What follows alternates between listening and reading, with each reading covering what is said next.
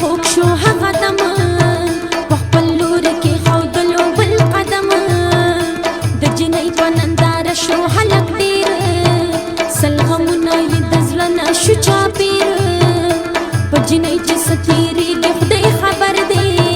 د بېلتون یې جوړ په زړه باندې پرهر دی چې هلک کله خپل کور ته شو راستونه کټ کې پرېوتو بې هوشه جګر خونه بیا یې وویل خواله راشه ګرانې مورې د وینا حاجت مې نشته حال مې ګورې مورې ما په یو جنۍ بایللی زړه دی که یې ته راله ونه کړې مرګ مې ښه دی پته یې ورکړه مورې لاړه برابره د جنۍ مور سره یاده کړه خبره جنۍ زړه کې پټه پټه شوه خوشحاله اورېدونکې خبره وما دې له حاله د جنۍ مور ویل زوی دې زما ځوان لور مې زوی ته بدلوم واوره بیان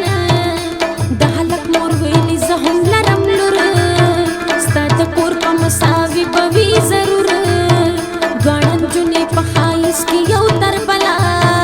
د ښایست ثاني مالت کې نه لرله لنډه دا چې دواړه نجونې کړې بدل د هلک د زړه مراد کړو خدای حاصل یو څو میاشتې پس یې وکول ودونه معشوقې عشق کول به دیدنونه عشق خپلې معشوقې نظارېدلو په خوښۍ باندې یې عمر تېرېدلو د واده یې چې پوره شو پنځم کال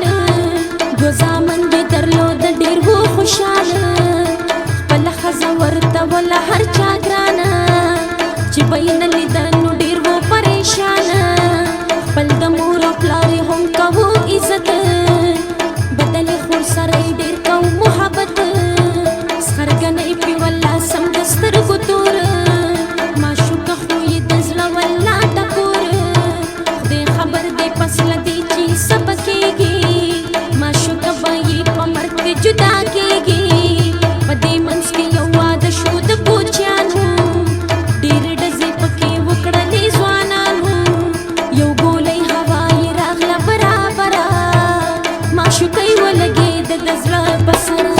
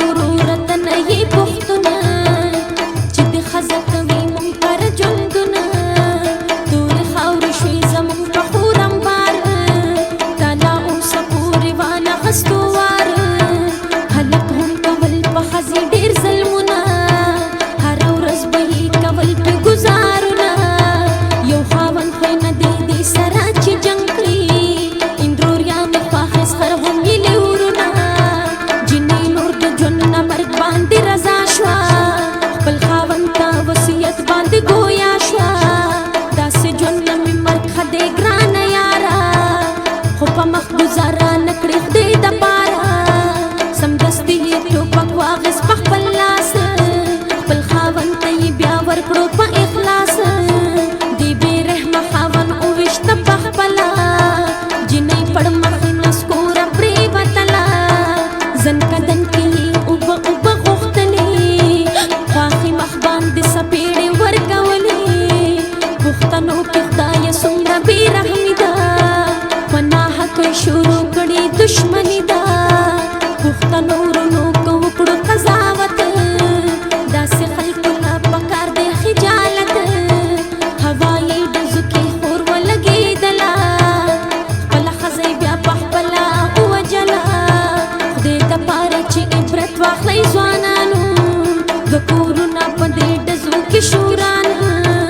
په بدل خپلوۍ کې ډېر دغسې کېږي خویندې لوڼه بې ګناه پکې قتلېږي سمرزیا په قلم دې برکت شه دې قصې ته به دې ډېر خلکو جړېږي هغه څوک دی چې په دې راز به